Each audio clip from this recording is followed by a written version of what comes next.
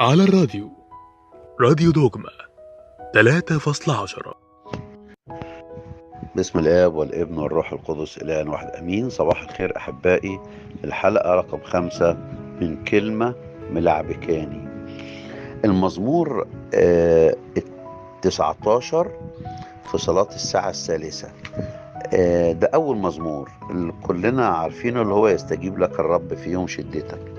المزمور ده رقمه في الكتاب المقدس هو رقم 20، في الأجبية رقم 19.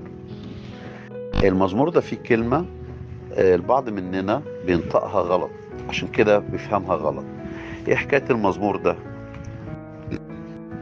المزمور ده كان بيتقال لما الملك داود يكون متأهب للذهاب للحرب.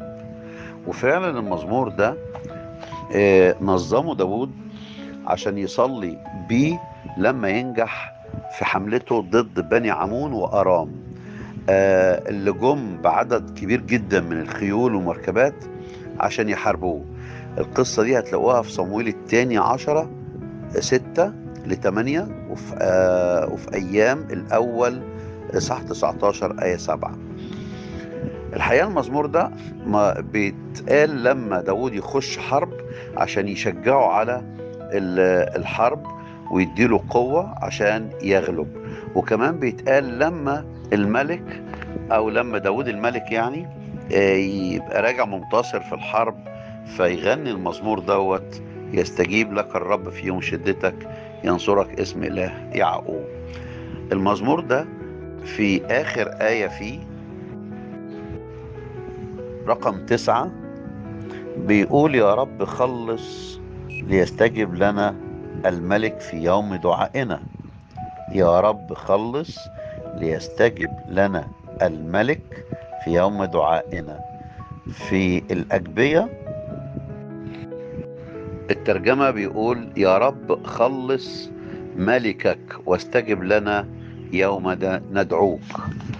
فأحيانا البعض مننا ينطق كلمة ملكك ينطقها ملكك، فيقول: يا رب خلص ملكك واستجب لنا يوم ندعوك. القراءة الصح: يا رب خلص ملكك واستجب لنا يوم ندعوك، لأن داود كان بيصليه كصلاة للنصرة في الحروب بتاعته، وبيقول له: يا رب خلص ملكك اللي هو داود الملك لما يخش الحرب، واستجب لينا لما ندعوك. يبقى النطق الصحيح: يا رب خلص ملكك، مش يا رب خلص ملكك. كلمة كانت ملعبكاني، لكن لما نطقتها صح فهمتها وما بقتش ملعبكاني.